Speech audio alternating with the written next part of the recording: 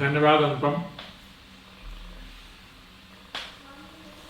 राष्ट्रीय स्तर पर आयोजित आज़ादी का अमृत महोत्सव के अंतर्गत इस विश्वविद्यालय में आज के दिन निर्धारित Indian constitution nature of political system विषय पर वेबिनार में मुख्य अतिथि के रूप में डिजिटल प्लेटफॉर्म पर द्रष्टव्य हमारे श्रेष्ठ और राजनीति विज्ञान के विशिष्ट आचार्य, जिनकी ख्याति पूरे देश में है, दुनिया में है, हमारे मित्र भी, सहयोगी भी, शुभेच्छ भी, प्रोफेसर एस.के. द्विवेदी जी, हमारे अत्यंत प्रिय आज इस प्लेटफॉर्म पर द्रष्टव्य मुख्य वक्ता के रूप में प्रोफेसर M.M. सेमवाल जी, जिनका मुझसे विशेष लगाव है अकादमिक स्तर पर भी, पारिवारिक स्तर पर भी,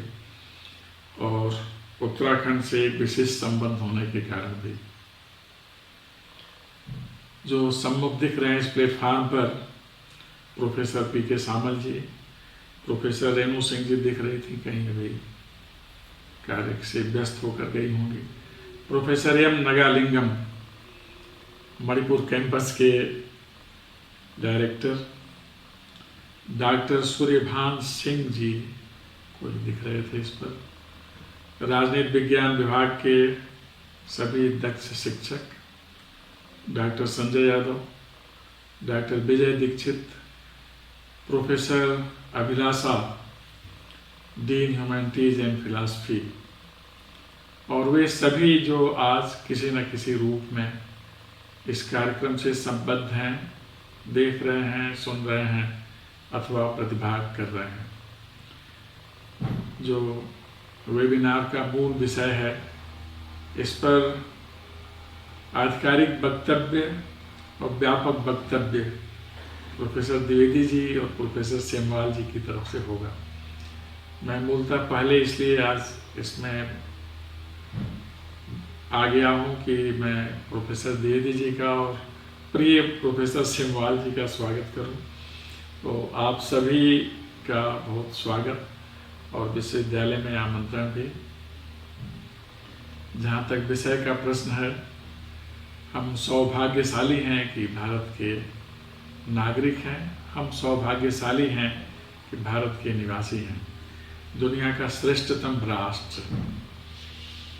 हम इसलिए भी भाग्यशाली हैं कि हमारे देश का संविधान दुनिया का विशालतम संविधान है, जिसमें जीवन के जितने भी मूल्य हो सकते हैं, आदर्श हो सकते हैं, व्यवस्था के जितने नियामक तत्व हो सकते हैं, सब समाहित हैं। हम भाग्यशाली हैं कि उस राजनीतिक परिवेश में रहते हैं जिसे आदर्श लोकतांत्रिक परिवेश कहते हैं, हमारा भारत जिसे कहते हैं, एक संप्रभु देश जहाँ धर्मनिरपेक्षता भी है, सांस्कृतिक विविधता भी है, एकता भी है, विशिष्टता भी है, सब कुछ जो कुछ संभव है अच्छाइयों की दृष्टि से वो हमारे देश में है। जो कुछ संभव है अच्छाइयों की दृष्टि से वो हमारे संविधान में है। जो कुछ संभव है राजनीतिक प्रणाली से बेहतर करने का भाव वो हमारी राजनीतिक प्रणाली में है। जहाँ हमारा संविधान हमें कर्तव्य बोध, दायित्व बोध और अधिकार बोध कराता है, साथ ही साथ राजधर्म का भी ज्ञान कराता है। हम नागरिक के रूप में क्या कर सकते हैं, जनप्रतिनिधि के रूप में क्या कर सकते हैं, शासक के रूप में क्या कर सकते हैं, अथवा किसी विशेष स्थान पर उपस्थित होकर पद प्राप्ति के बाद दायित्व के रूप में क्या कर सकते हैं। वाक अभिव्यक्ति की स्वतंत्रता है, तो साथ साथ इसकी मर्यादा रखने का विधान भी है। अर्थात हमें उन मूल्यों को सहेज कर रखना है जिन मूल्यों को हमने स्वातंत्र्य आंदोलन से प्राप्त किए थे। समता, सहजता, समरसता, बंधुता और पूरे देश को समग्र दृष्टि से देखने का भाव और पूरी व्यवस्था को समग्र व्यवस्था मानने का भाव। इसी व्यवस्था के अंतर्गत प्रत्येक व्यक्ति के लिए विकास का अवसर सुनिश्चित हो, इसका विधान किया गया है। सबकी पहचान हो, सबके लिए स्थान हो और सबका उत्थान हो, यह हमारे यहाँ का विधान है, संविधान में भी है और इसी को लेकर हमारी राजनीतिक प्रणाली भी संचालित होती रहती है। हम संसदीय लोकतंत्र के लोग हैं, जहाँ संसद में इस देश के हितों का निर्धारण होता है, हम यहाँ के निवासियों के हितों का निर्धारण होता है और व्यवस्था के संरक्षण का विधान स्थापित किया जाता है। न्यायपालिका, कार्यपालिका, विधायिका, सबके बारे में विधिवत विचार विवेचन और सबके उचित कर्तव्य निर्वहन के माध्यम से हम सभी का समेकन भी और उन्नयन भी हमारी राजनीतिक व्यवस्था का विधान है। हमारे यहाँ संविधान सर्वोच्च कानून है, supreme law of the land. हमारे यहाँ संविधान सर्वोच्च ग्रंथ है, हमारी आस्था का भी और हमारे अधिकार का भी, हमारी पुकार का भी और हमारे सत्कार का भी। ऐसा ग्रंथ दुर्लभ है, दुनिया में कहीं नहीं मिलता। इसलिए उसके प्रति आस्था है, उसके प्रति भक्ति है, क्योंकि हम संविधान से ही संचालित, प्रेरित और उद्वेलित होते हैं। ये हमारी व्यवस्था है। हमारी राजनीतिक प्रणाली विभिन्न प्रांतों को, विभिन्न केंद्र शासित क्षेत्रों को संसाधन प्रदत्त कर विकास और राष्ट्र के विकास में उनकी भूमिका सुनिश्चित करने का विधान करती है। प्रांत हमारे यहाँ प्रशासनिक इकाइयाँ हैं जो इस राष्ट्र के उन्नयन के प्रमुख अवलंब हैं।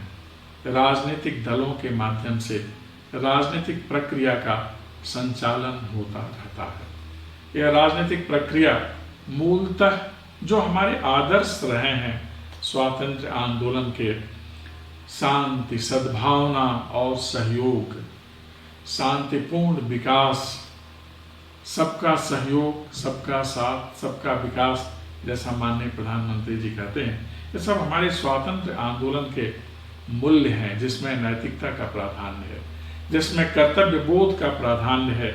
इन सभी को लेकर चलने वाली हमारी राजनीतिक प्रणाली देश को दुनिया का विशिष्टतम राष्ट्र बनाने के लिए संकल्पित है। हम जानते हैं कि अभी हम एक विशेष दौर से निकले हैं और अभी उसी दौर से बाहर जाने का प्रयास भी कर रहे हैं।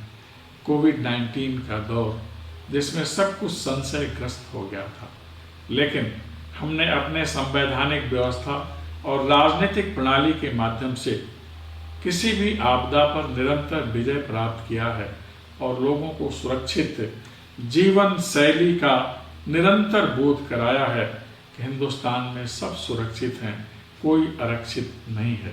कारण कि हमारी पूरी राजनीतिक प्रणाली संचालित होती है लोकमत से, शास्त्र मत से। ये दोनों मत हमें निरंतर उत्तम करने का ही प्रयास करते हैं। शास्त्र हमारा संविधान और लोक हमारा जनमानस। इसीलिए हमारे देश में लोकतंत्र यह प्रणाली के रूप में है। लोकतंत्र अर्थात जहाँ पूरी व्यवस्था, पूरे तंत्र पर लोक का नियंत्रण है। जब लोक का नियंत्रण होता है तो तंत्र सुविचारित निर्णय लेता है और तंत्र द्वारा सुविचारित निर्णय लिए जाने पर और उन निर्णयों के क्रियान्वयन से लोकहित होता है। हमारे यहाँ राज्य की व्यवस्था के बारे में चाणक्य ने कहा था, प्रजा सुखे सुखम राज्ञ प्रजा नाम च हिते हितम नात्मा प्रियम हितम राज्ञ प्रजा नाम तो प्रिय हितम। इसी भाव का विस्तार हमारी राजनीतिक प्रणाली निरंतर करती रहती है। अब हम संकल्प से सिद्धि की ओर बढ़ने की ओर अग्रसर हैं। यह काम अकादमिक संस्थानों से होना है। संकल्प है हमारा आने वाली दुनिया में, जिसे ज्ञान की दुनिया कहा जाता है, महाशक्ति बनना, और महाशक्ति बनने का रास्ता अकादमिक संस्थानों से आता है। मुझे पूरा विश्वास है कि हमारे अकादमिक संस्थान और उसमें विशेष रूप से मेरा विश्वविद्यालय इस लक्ष्य की पूर्ति में निश्चित ही सहायक होगा और ऐसे कार्यक्रम इसके लिए बहुत ज़्यादा महत्वपूर्ण और उपयोगी होते हैं। हमारे यहाँ महोपनिषद में एक बहुत महत्वपूर्ण बात कही गई और वही हिंदुस्तान की संस्कृति और सांस्कृतिक समुच्चय की विशेषता भी कही जाती है, जिसमें हम पूरी धरा को एक परिवार मानते हैं। अयम निजा परो वेति गणनालोचित सामुदार नाम तो वसुधैव कुटुंबकम।